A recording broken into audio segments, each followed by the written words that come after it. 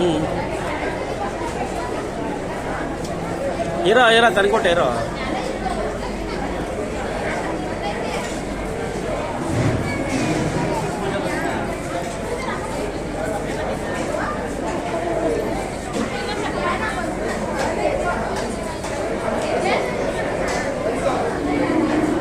ಸಮಸ್ತ ಜನಗಳೇ ನೋಡಿ, ನಾನು ಅಡುಗೆ ಕ್ಯಾಟ್ರಿಂಗ್ ಓಪನ್ ಇರ್ತಿದೆ.